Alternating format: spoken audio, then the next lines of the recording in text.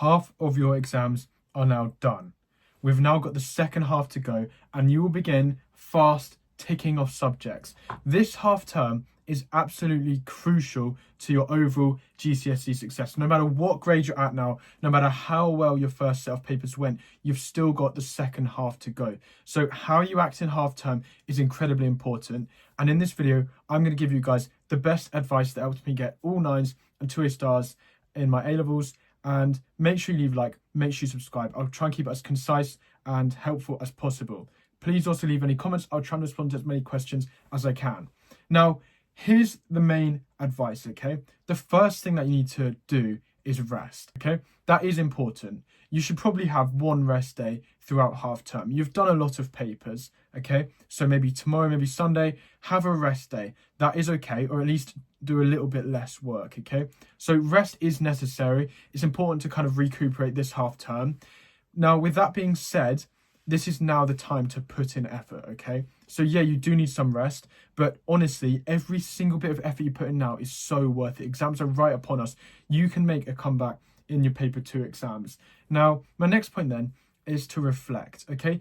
You really, really need to reflect on which subjects didn't go so well for you, which subjects do you need to make a comeback on, which subjects are really important to you. It's all of this balance, okay? You need to really, really like assess, how am I doing in my subjects? What do I need to improve on? What am I worried about? And that, okay? Because that will help guide your revision. So a quick bit of practical advice, you can make a table, write down all your subjects, write down how well you think you did, and then write down like how well you need to do in the paper 2s and how confident you feel, and use that to guide your revision, okay? For example, I had DT coming up, okay? DT was one of the final papers in my exam season for GCSEs, and I knew that was difficult, okay? I knew I hadn't massively prepared for that, and I knew I really wanted a 9 in it, okay? History was another subject that I didn't think I did that well in paper 1, but I knew I had 2 more papers to do for GCSEs, so I targeted them loads. I'm going to put on the screen now. This is exactly what I did during half term for my GCSEs. Look at how much DT there is. Look at how much history there is, okay? What I'm telling you, I used. Also, not everything on there I did more than that. I didn't always write down everything I did, okay?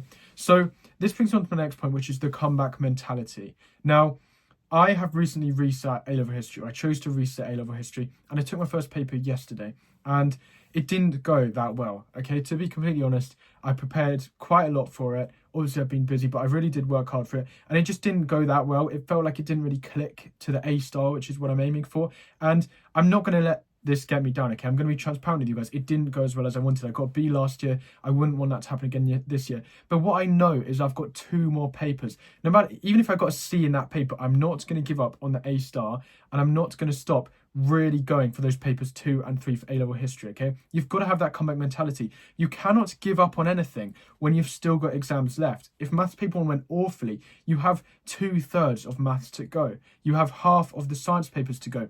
You cannot give up. Seriously, that is your worst mistake, is thinking, I definitely failed maths. I'm going to give up now. No, it's the complete opposite. Honestly, you just have to double down. That's what I'm going to be doing this half term, is doubling down, completely smashing out A-level history. And yeah, you've got to have that comeback mentality, okay? Now, speaking of comebacks and A-level results, I am on Sunday, so tomorrow, going on a call with Revishan, a Zoom call. Now, for those of you that haven't heard of Revishan, he has 400,000 TikTok followers, okay? He was absolutely massive when I was in year 11, and he currently lives in Dubai. He literally he runs a business. So I've managed to collaborate with him, and I'm hopping on a Zoom call with him where he's going to be doing questions, Q&A, all that stuff. You can get tickets now for £3.50. So if you want to see that chat, have a bit of a rest, but also just, a conversation between me and Revishan, then feel free to get tickets for that. Now, here's some advice in terms of what you should actually be doing with your revision, okay? Daily revision is really important. So what I recommend is each of you guys have like an hour block of what I call daily revision a day. Okay, so in your daily revision hour, this could and probably should involve a core bit maths 5 a day, okay, maybe half an hour of flashcards, and maybe a history question. So pick those priorities, okay? So is it history, is it maths, whichever subjects went bad, and make sure you're getting them into that daily revision. You guys should all be doing core bit maths 5 a day now until your maths paper 3, okay? Keep marking it, just keep going. So have some daily revision into your revision plan. Now, in terms of how long you should be spending on your revision over half term, I really genuinely think at least 4 hours, okay? I think you should be spending at least 4 hours a day on average throughout half term. This is just so worth it now because you're right in the middle of your exams. You've got to keep motivated, you've got to keep a structure, and you've got to keep a routine because a lot of the country is going to turn off now. This is your chance to get ahead.